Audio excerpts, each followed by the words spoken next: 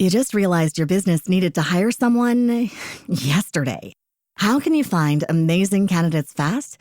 Easy. Just use Indeed. Stop struggling to get your job post seen on other job sites. With Indeed sponsored jobs, your post jumps to the top of the page for your relevant candidates, so you can reach the people you want faster. According to Indeed data, sponsored jobs posted directly on Indeed have 45% more applications than non-sponsored jobs. Don't wait any longer. Speed up your hiring right now with Indeed.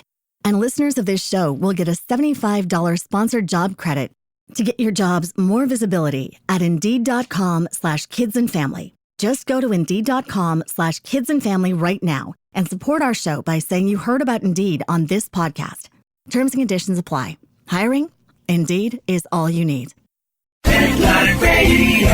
This is Pet Life Radio. Let's talk pets.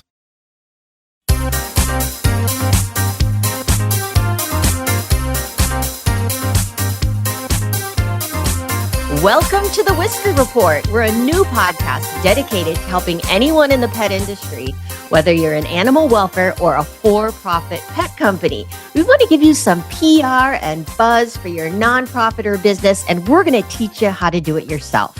Hello, everyone. I'm Mary Tan, one of the hosts of the show, along with Alexandre Ricard, a French gal who currently lives in Vancouver, and she travels the world in the hopes of spaying and neutering stray cats. Bonjour, Alexandre. Bonjour, tout le monde.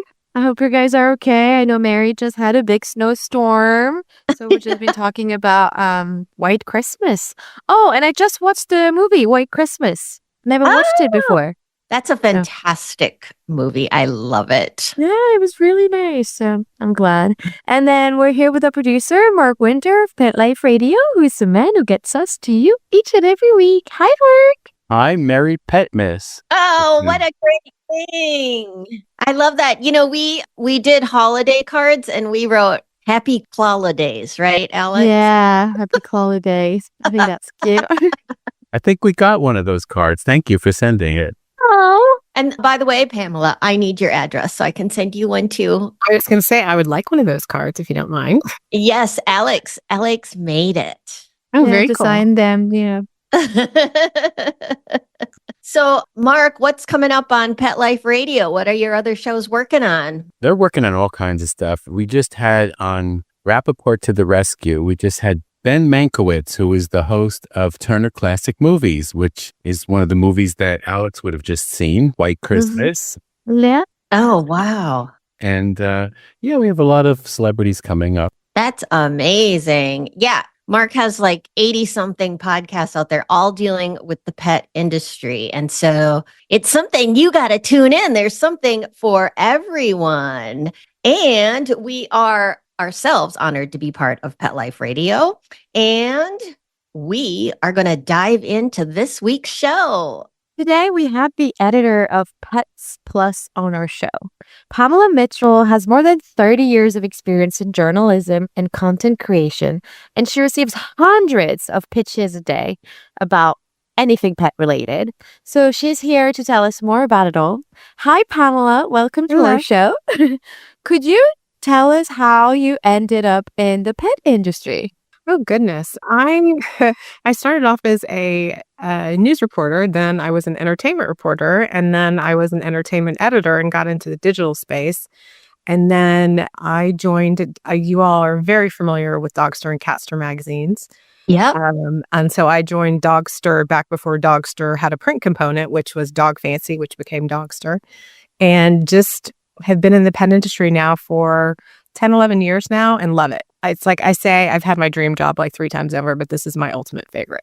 So now I'm the editor-in-chief of Pets Plus magazine, and we are a publication for independent pet retailers and service providers, but we are read by the entire industry. We have a print subscription that goes out to 22,000 readers and have some amazing brand partners. And I love what we do. We love supporting small businesses. And so I was very happy to come on the show today.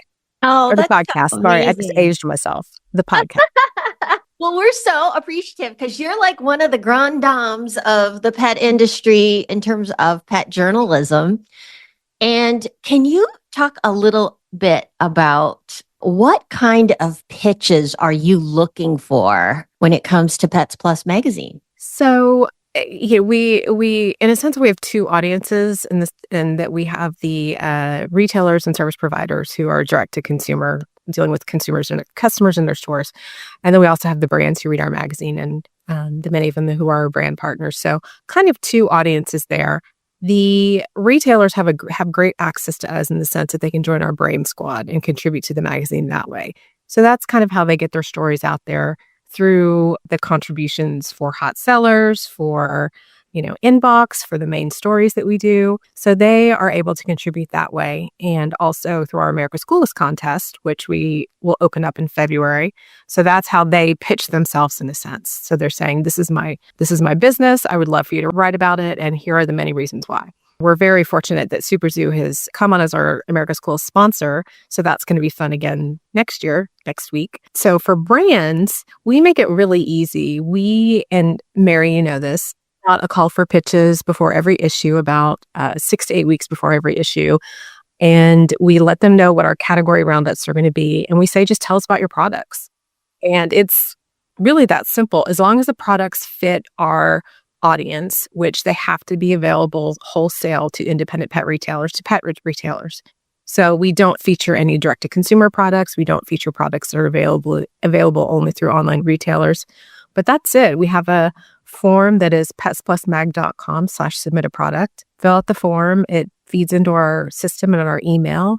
And then our product writer, Melissa Kaufman, and I get together and we go through the pitches and we pick what's going to run in the magazine. But I will tell you that we try to make sure that every product that fits our specifications gets featured. When we have too many pitches, then I'll figure out, all right, can it run in new and notable? Can we run it in an upcoming section because it's a better fit if it's like a category specific product? But we really try to make sure that anybody who wants to tell our readers about their products has the opportunity to. And so what I'm looking for, and like I said, it has to fit our specification. So available wholesale to independent pet retailers, new and notable. And then, like I said, we have 4 to 5 categories for each issue that they fall into. And that's all available on our website at petsplusmag.com. Under advertising, you can see our media kit with all of the categories for the coming year. So I have a tip for working with Pamela too. Make sure you read the magazine before you pitch. And that's for all magazines and all media in general. Wouldn't you agree with that? So I don't get hundreds. I'll have a little correction on Alex. I don't get hundreds a day, but I certainly get 100 pitches at least a week. And I've written up a reply that I send to any that don't fit our specs, which is basically, this is what we're looking for. This is how to pitch to us. This is the form to use. And it's very obvious when we're getting blind pitches that are going to 1,000 editors across the country. And one bit of advice, I'm going to plug Mary's team here. One bit of advice I would offer to brands is to work with an agency that specializes in pet. It is so much, that makes my job and the other editor's job so much easier if you're working with a Mary and Alex or the half a dozen others in the industry who have a focus on pet. They know who our audience is. They know who every magazine's audience is, and they make sure to get you pitches directed to that so that it makes it easier for us to digest those hundreds of pitches we get every week. So yes, I often reply with our guidelines, and I know we were going to talk about AI at one point, and I don't know if this is a component of AI, but I get blind replies. And then I'll reply and I'll say, did you read my response? Because if you read my response, you would see that we don't write about that. And it's not that we don't think it's important. It's not that we don't think that there's an audience for it. With everyone in today's day and age, we have resources. We have a set amount of resources, and we cannot cover the entire world, even the entire world within pet. We can't cover consumer the way the consumer pet magazines do.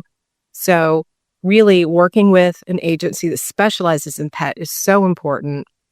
And if you can't do that, if you're not at the point where you can do that, you can always reach out to me and I'll give you some advice and tips. But be sure that you've, at least picked up our magazine and gone, oh, I get it. I get what their audience is. It's pretty clear that we serve independent retailers, brick and mortar. I didn't mention that, brick and mortar. So if you've read our magazine, you know what we're looking for, and we're more than happy to help share your brand. Absolutely. So talking about AI, can you spot when press releases have been written by AI? So it was interesting that you asked this because I thought about it and I said, no, but I'm not looking for it because As far as I'm concerned, that's really none of my business. If a brand has figured out a way to use technology to make their job easier and I'm getting the information that I need, then again, it's none of my business. I, as a journalist, I don't use AI, and I know that makes me sound like an old fogey too, but I use AI in that way. But if a brand can use AI and it helps them do things more efficiently, it helps them reach their audience, good for them. Tell us about some of the bad pitches you've gotten. Like, what are some of the worst things you've ever seen? Oh, I don't know that I could say that I get bad pitches. I just get off-topic pitches. The one thing that I would say to brands, though, is there are some amazing organizations that do surveys and do studies. And, I get tired of reading the first 3 sentences of a pitch that says the so-and-so organization found that X% of consumers, at this point, like I said, if you're working with an agency that specializes in pet, they're going to tell you you don't need to tell an editor in the vertical, in the industry about these studies. We know. We've read them from the organizations. So I think you just waste the first few sentences, bit of attention that you have of editors' time by telling them a stat that they know. So not necessarily bad, but not necessarily useful for anybody. And like I said, that tends to come from the big agencies that are covering the big brands and are sending out press releases to thousands of people. Wow, that's amazing. So have you noticed any kind of trends? You've been in the pet product industry for a long time. What's changed in terms of PR and marketing from when you started to now? I think there are fewer agencies that specialize in pet, which does have an impact for the brands and for the editors and for the journalists who cover the industry. So there's fewer agencies that do that. There are more brands who are doing it themselves, which is okay if you have somebody within your team who can devote the time to that. And we have some brands who are 1 and 2 and 3 people shops. And I fully admit that I'm more than happy to give them more time and to give them more patience because I want to help them. I want to help those small businesses grow. So essentially just seeing fewer people specializing in pet and more bigger brands or bigger agencies that are with the bigger brands and they're shooting press releases and pitches to consumer, to trade, to celebrity. We've got all these celebrities involved in the pet industry now. So that's sort of what I've seen in terms of PR and marketing. And I think we're going to talk about this too, the rise of social media influencers. That has definitely changed for both sides, for y'all as well as for us. So that's changed marketing and PR for sure. And what's your opinion on it? Because I know you had some thoughts. Well, I was thinking about that, and I would say there's a few aspects of it, and please feel free to interrupt me because I'm talking here.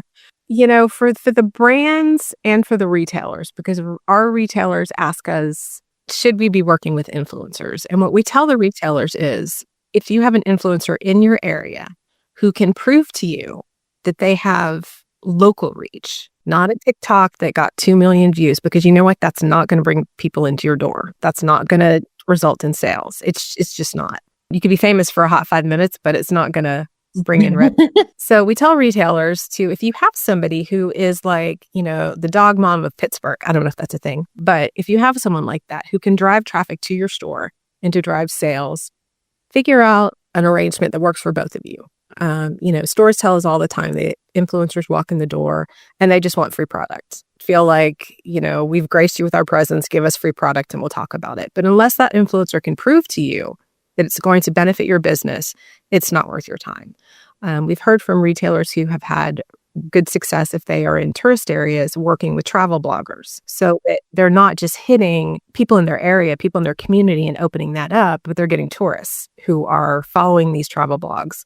But again, I would ask for proof and to set up a relationship that benefits you both and that is minimal risk on your part until they do prove themselves to the extent that they are bringing sales to your door. With brands, I would actually say the same thing.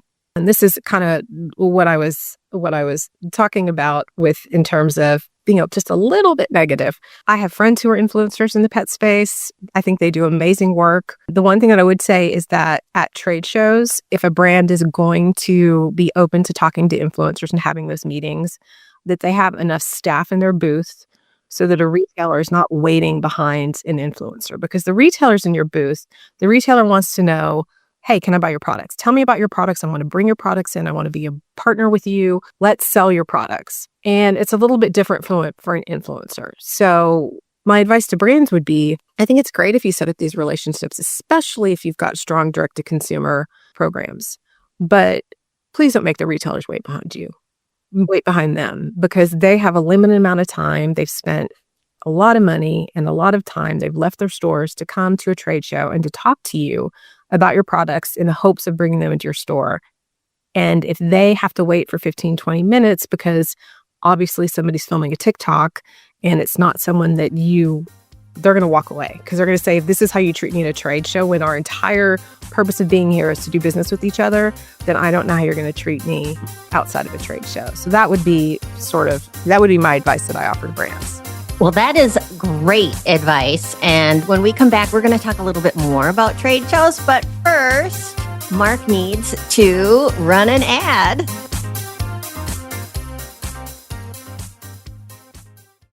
Take a bite out of your competition. Advertise your business with an ad in Pet Life Radio podcasts and radio shows. There is no other pet-related media that is as large and reaches more pet parents and pet lovers than Pet Life Radio. With over 7 million monthly listeners, Pet Life Radio podcasts are available on all major podcast platforms. And our live radio stream goes out to over 250 million subscribers on iHeartRadio, Odyssey, TuneIn, and other streaming apps. For more information on how you can advertise on the #1 pet podcast and radio network, visit PetLifeRadio.com/advertise today. Let's Talk Pets on PetLifeRadio.com.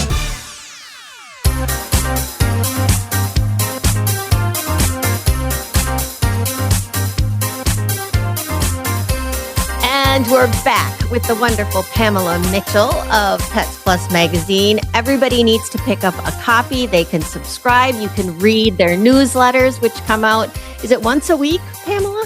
Oh, no, we're daily. Well, we are Monday through Saturday. Oh, okay. Yeah. I read all of them, and the content is really amazing what you're putting out there. Talking about trade shows. So at Global Pet, they took a different kind of, not Global Pet, I mean Super Zoo last year. They took a different route in terms of approving influencers. And there were so many fewer influencers than normal. And I believe they did that because they did get a lot of complaints about influencers and them coming in and just wanting free product and nothing ever happening about that. I'm curious, as a traditional journalist, how do you feel about that? Like, you know, when we work with press versus influencers, we know that the press relationships are going to typically result in something being mentioned about the product or something. But with influencers, we don't always get that reciprocation.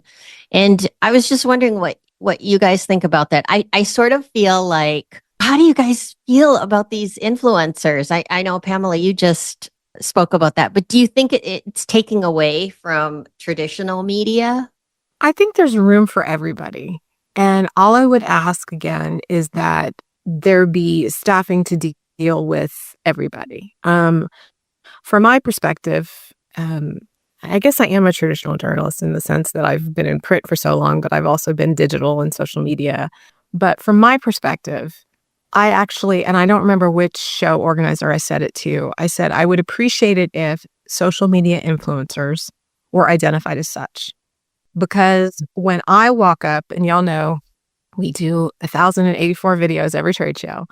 When I walk up to a booth and I say, hey, Pam from Pets Plus, we would love to hear about your new product. We do like a minute 30. I'm wearing a press badge or a media badge. And when I'm doing that from an editorial perspective, and that is my perspective, I'm not asking the brand for money. I'm covering it as a journalist. And I think that's very different than, and it's hard for social media influencers as well, because they sometimes wear two hats. So they may be providing coverage for their followers, but they're also asking for money. They're asking for product. They're asking for a business relationship. So for me, I would appreciate it if the trade shows didn't have an umbrella media badge, that they had, I don't know if you want to call it journalists because that seems silly, but if you had a media badge, but then you also had an identifier that says social media influencer or media influencer or whatever. I think that would help the brands as well, because I spend a lot of time saying to them, I'm not asking for any money. This is where I'm an editor. This is editorial. And so with new relationships I'm trying to build so we can get a variety of products in our magazine, it makes it harder for me at times because the first thing they think is, what do you want? What do I have to give you to do this? And I'm like, nothing, just 5 minutes of your time. And we'll post it to social media. We're including our bulletins. So for me, like I said, as long as there's differentiation, as long as there's appropriate staffing, I don't mind influencers being at the show. It's not my place to mind anyway. It's not up to me. But it doesn't bother me as long as the brands are treating the retailers with respect and that the influencers are treating everybody with respect. And I would say that 95% of them do. I haven't, Mary, have you seen otherwise with your clients where you've had influencers just inundate you at shows and want free and Yeah. So this is really interesting. And Alex can attest to this. So we have a client who, Pamela, but he told me, like, I don't want to talk to any influencers. But on the other hand, if an editor from Pets Plus, like you, he's like, I want to talk to them because I've actually educated him because he also got inundated with, what can you give me from the influencers? So he's kind of soured on that. But I also wonder if it's a generational thing too. Like Alex is Gen Z, but I'm Gen X. Mark, are you Gen X? Sure. Yeah, let's go with that. All right. And then Pamela, you've got to be Gen X too. I'm Gen X, yes. So I think there's a generational thing as well, because I'm a former journalist, a reporter as well. And so I sort of feel it does kind of go into the generational thing. And when you talk to different brands, I always tell them the founder needs to talk to the journalists and and your marketing people or even your salespeople can talk to the influencers. Alex, do you have any thought on that? Yeah. Well, I don't know if it's a generation thing because when we take influencers on tour, there are influencers that are Gen X too. So it's not only Gen Z. That's true. That's a good point. Yeah, to be honest, I think 3/4 of influencers in the pet industry that actually come to the show are not Gen Z. They're a bit older. But they do, when they go to a booth, I won't say they don't care about the product, but I think they care more about what the brand can give them than the actual product. And that's why when we do our tours, we do vet the influencers we actually take to our clients because we don't want that kind of influencers going to our clients and just ask for free stuff without giving anything in exchange. So we're very precautious in that. We do check the account. We check that the, influencer is very genuine, authentic. It actually wants to learn about the brand and the values of the brand before there's anything that can happen between them. Yeah. And Alex does all of that. I'm not as much of a digital person. I am on social media, but Alex does all the posting. Well, and just to sort of share what my sort of percentage was coming from, you all probably also know Chloe DeVita. So for me, when I think of influencers, I think of her and her team and the impact she's trying to have in the industry and trying to set standards to certify these influencers before they can be approved for a trade show. I think those are the people that I most come in contact with. Honestly, if I see somebody with their little dog and their phone in a booth, I just say, excuse me, and I just move around them and don't worry about it too much. I probably don't get as irritated as the retailers do or as the brands do with the inundation of social media influencers. And I think it's smart for the trade shows to put some regulation on that. And I hope there can be more vetting. I almost wish, and I don't remember which trade show this was, but they put a cap at the number. And I think it should just be about quality, not quantity. Because there's some people who are out for Super Zoo who are very qualified and who are looking to improve that in the industry. So that is something that I would hope that we're looking at quality, not quantity in terms of influencers. Because with y'all, they should be, if they're pitching your clients, they should be able to prove what the result's going to be. They should be able to prove the impact that they can have for the brand. It's sad because I think these brands, and I think I know who you're talking about, they have, they have such love for what they do and such pride in what they do And it bums me out if their limited time at shows is being wasted by people who don't care, who are only looking to get a free bag of whatever.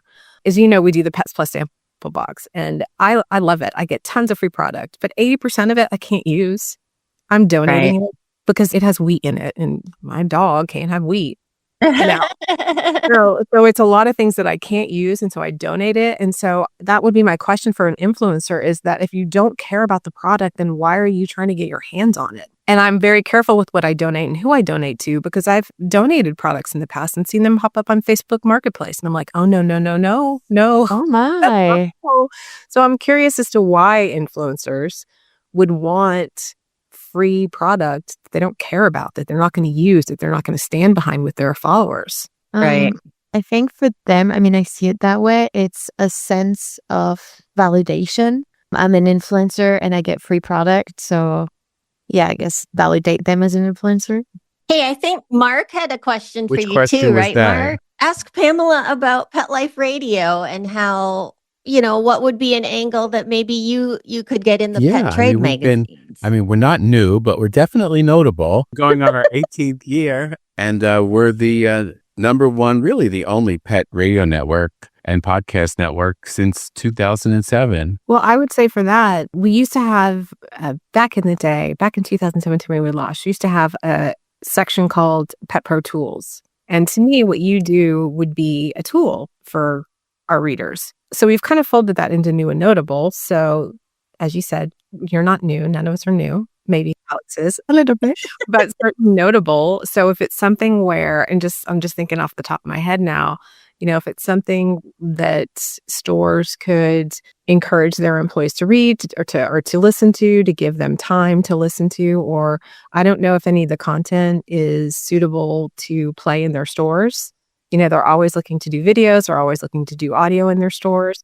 So, or even just from an educational perspective, that's something we could feature as a Pet Pro tool. That's a great idea. I never thought about running the podcasts in the store because they always have music. When we're at trade shows, we always talk to people about that because all the content is pet related. There's pet fashion and pet health and pet PR and, there's we have everything. So it would interest anyone that's walking through the store or people that own the store. Well, we always advise to, during the busy season, so especially during the holidays right now, and of course, I'm sure they're going to play Elf and Christmas movies and Christmas music, but if you've got somebody waiting in line and they've got something to engage them, it makes them less impatient. So, around the holidays, that might be an option as well. Yeah, we have a live radio stream that's like regular radio goes. We have, even during the holidays, we switch the music. It's pet holiday music and pet comedy on there. And there's all our podcasts and all kinds of stuff. So it's like regular radio for pets. Yeah, well, definitely when we come around this time next year, which I feel is going to be here before we know it, Mary,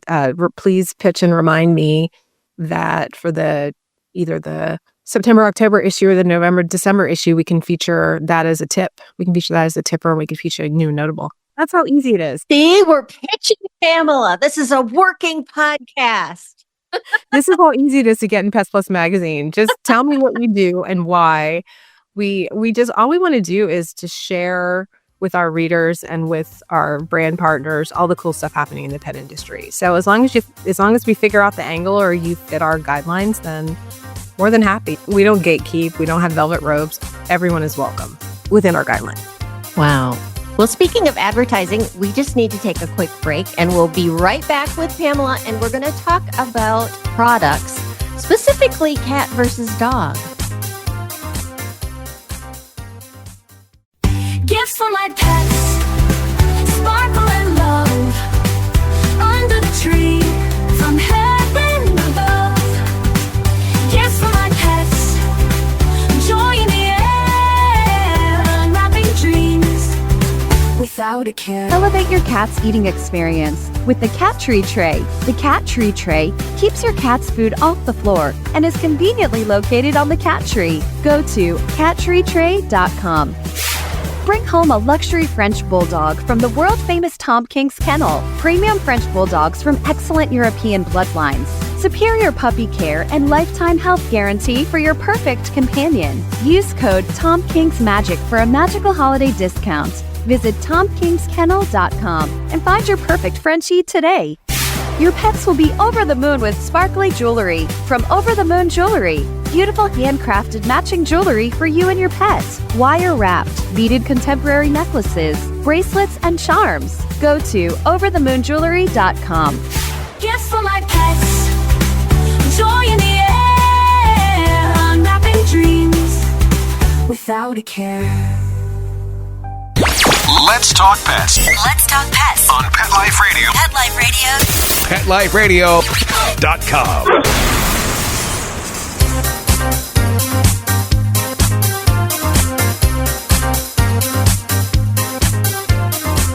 All right, and we're back with Pamela Mitchell of Pets Plus Magazine. Pam, tell us, I've talked to quite a few people, and they always say, like, for every one new cat product, there's like 10 dog products.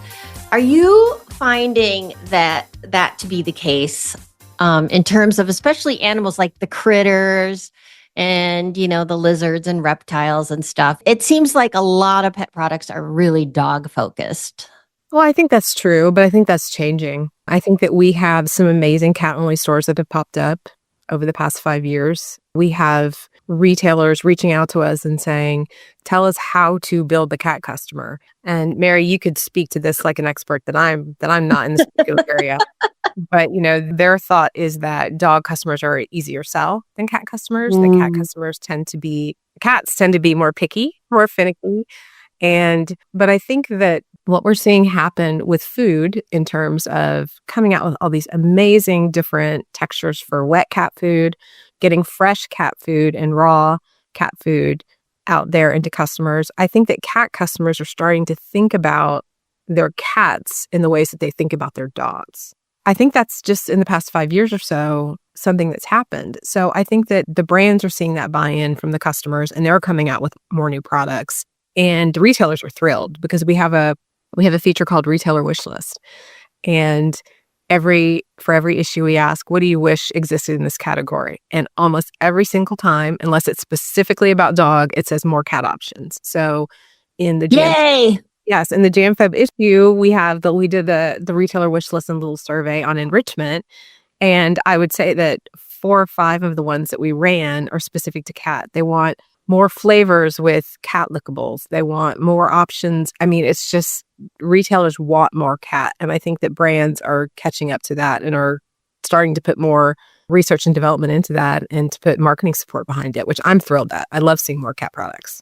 Yeah, it's kind of amazing though. I have a question. Do you find that like demographics plays a role in products? So just off of the top of my head, I have read some statistics that the wealthier you are, the more dogs you own.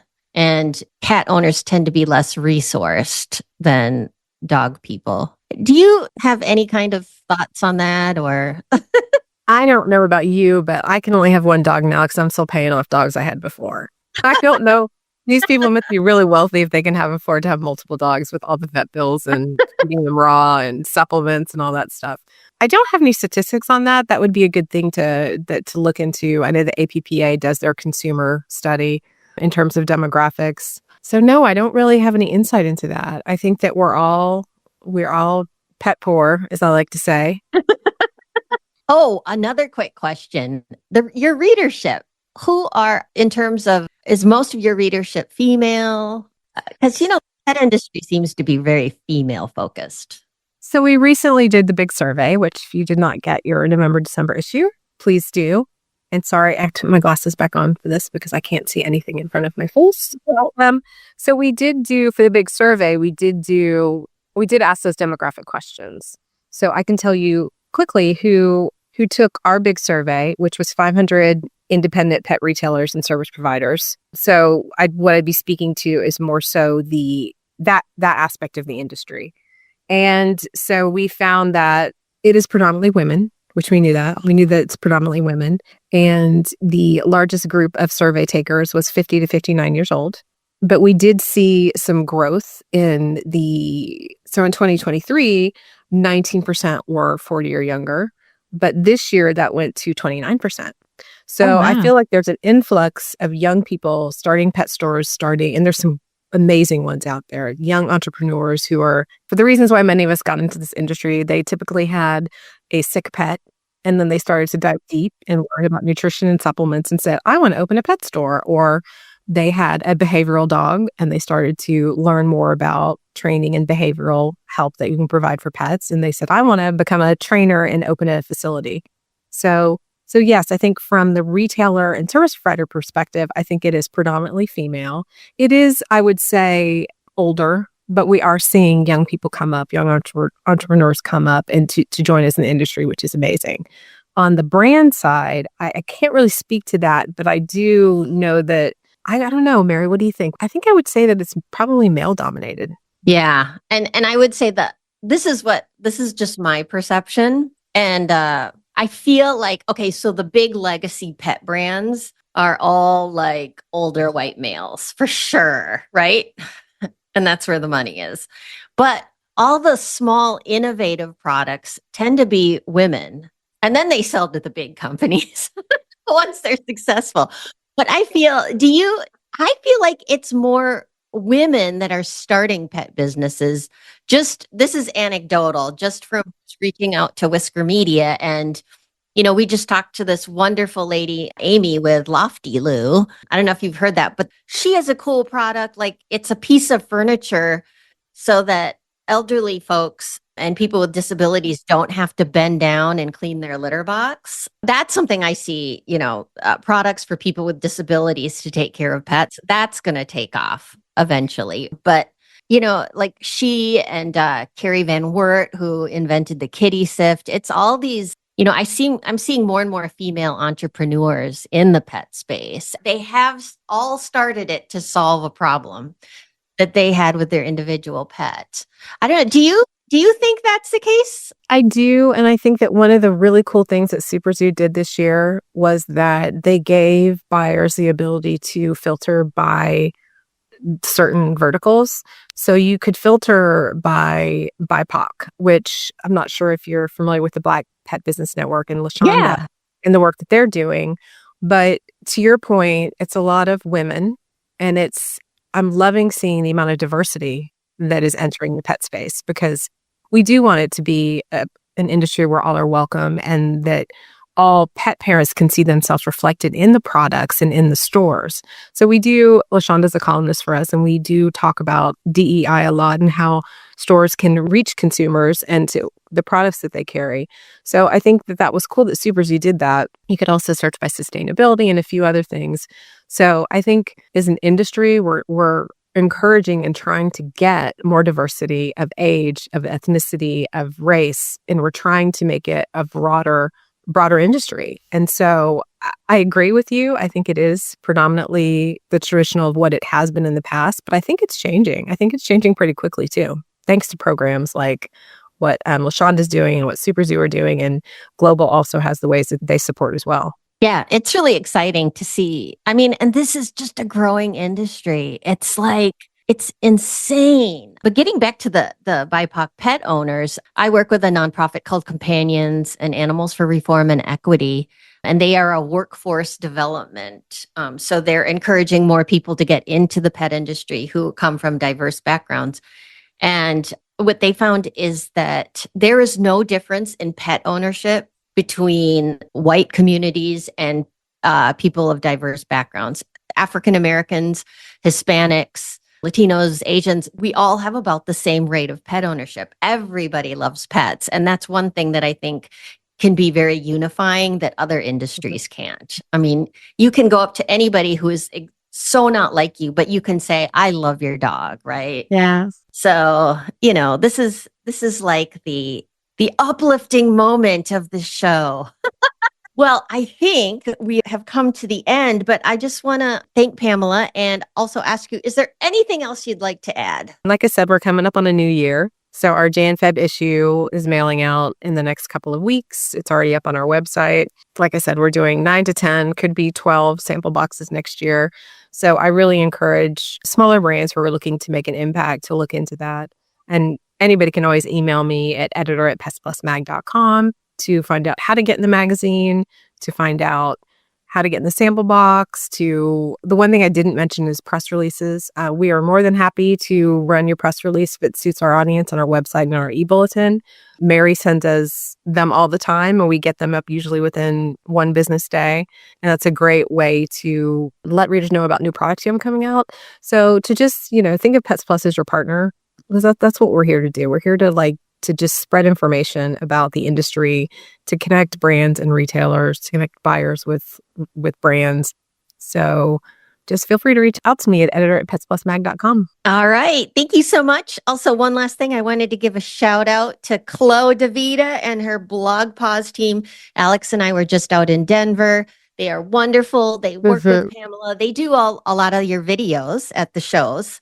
So you'll see Pamela and Chloe. And I'm sure like anybody can just come up to you, right? And say, hey, I'm a brand. I just want to say hi. So everybody say hi to Pam at the upcoming shows. But don't be offended if I hand my business card and say, can we talk later? Because I'm usually on the way to an appointment. Don't be offended. All right. Well, that's a wrap for the show. We're so excited to be doing this for all of you out there who are making life better for animals. Do you have a question you want us to answer on the show? Well, reach out to us on Instagram or Facebook under Whisker Media, and we'll try to answer it in a future podcast episode. And as we always say, bark loud and purr smart. See you later, everybody. Let's Talk Pets, every week on demand, only on PetLifeRadio.com.